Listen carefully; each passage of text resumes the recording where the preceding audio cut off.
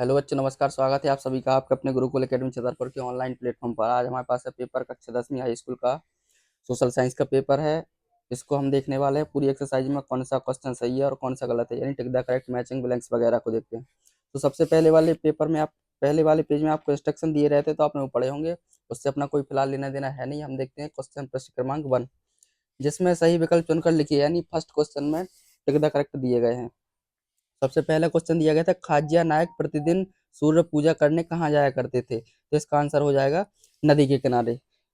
दूसरा कह रहा है कि जापान की सबसे पुरानी 1868 ईस्वी में छपी पुस्तक थी, वो थी डायमंड सूत्र। उसके बाद क्वेश्चन नंबर तीसरा दिया गया, भारत का पहला राज्य है जिसने राज्य भर के सभी घरों में छत पर वर्षा जल संचयन संरचना अनिवार्य कर दी है, वो है तमिलनाडु राज्य। उसके बाद देखते हैं क्वेश्चन नंबर फोर्थ में दिया गया निम्नलिखित में से कौन सी एक क्रिया प्राथमिक क्षेत्रक की है? तो प्राथमिक क्षेत्रक की क्रिया है मछली पकड़ना। बहुराष्ट्रीय कंपनियों द्वारा किया गया निवेश कहलाता है, बहुराष्ट्रीय द्वारा कंपनियों द्वारा किया गया निवेश विदेशी निवेश कहलाता है। उसके बाद 6 नंबर का दिया गया, लैंगिक विभाजन का अभिप्राय होता है, लैंगिक विभाजन का अभिप्राय होता है समाज द्वारा स्त्री और पुरुष को दी गई असमान भूमिका। क्वेश्चन नंबर 2 पे आते हैं। क्वेश्चन नंबर 2 कह रहा है फिल इन द ब्लैंक्स, यानी खाली स्थान को भरिए। तो पहला क्वेश्चन है, भारत का कुल भौगोलिक क्षेत्रफल 3.28 मिलियन स्क्वायर किलोमीटर, यहाँ पर इसको हम बोल सकते हैं 32,87,263 वर्ग किलोमीटर। दूसरा क्वेश्चन है, कंडला पत्तन को दीनदयाल पत्तन के नाम से भी जाना जाता है, दीनदयाल पोर्ट। निर्धन परिवारों को की ऋण की अधिकांश जरूरतें अनौपचारिक स्रोतों से पूरी होती हैं। थर्ड ब्लैंक में आ जाएगा अनौपचारिक, या फिर इंग्लिश में लिखना हो तो इनफॉर्मल।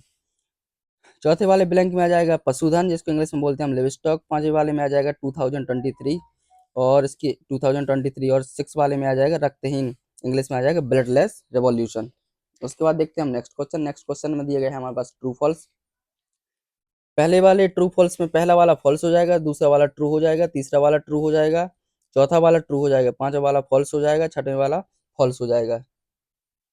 यानी दूसरा, तीसरा, पहला और लास्ट का पहला, पांचवा, छठवां फॉल्स है, बाकी तीन ट्रू हैं। उसके बाद हमारे पास क्वेश्चन नंबर 4 में मैचिंग दी गई है। तो पहले वाले मैचिंग की महानदी बेसिन का हो जाएगा हीराकुंड परियोजना, वंदे मातरम हो जाएगा बंकिम चंद्र चट्टोपाध्याय, श्रीलंका की राजधानी हो जाएगी कोलंबो, और देश की सरकार उसे प्राधिकृत करती है करेंसी को, इलेक्ट्रॉनिक राजधानी हो जाएगी बेंगलुरु, वर्नाक्यूलर प्रेस एक्ट हो जाएगा 1878, यानी 1878। उसके बाद देखते हैं हम नेक्स्ट क्वेश्चन में दिए गए एक शब्द में या एक वाक्य में उत्तर दीजिए। तो पहला क्वेश्चन पूछ रहा है, सरकार का कौन सा रूप बेहतर है? सरकार का लोकतंत्र यानी डेमोक्रेसी का रूप बेहतर होता है। क्वेश्चन नंबर 2, विश्व की सबसे लंबी राजमार्ग सुरंग का नाम लिखिए। सबसे लंबी राजमार्ग सुरंग का नाम है अटल टनल, अटल टनल। थर्ड कह रहा है, प्रतिरक्षा और विदेशी मामले कौन सी सूची में शामिल होते हैं? तो ये होते हैं संघ सूची, यानी यूनियन लिस्ट में। फोर्थ कह रहा है 1815 में वियना सम्मेलन की मेजबानी किसने की थी? तो ये की थी ड्यूक मैटरनिक ने। पांचवा कह रहा है 1857 की क्रांति में मध्य प्रदेश का प्रमुख केंद्र क्या था? तो मध्य प्रदेश का प्रमुख केंद्र था ग्वालियर। छठवां कह रहा है मानव विकास सूचकांक कौन सी संस्था जारी करती है? ये करती है यूएनडीपी, यूएनडीपी। उसके बाद आपके क्वेश्चन आंसर हैं। तो आपको उम्मीद है आपसे पूरा पेपर बना होगा, बहुत ही सरल पेपर आया है।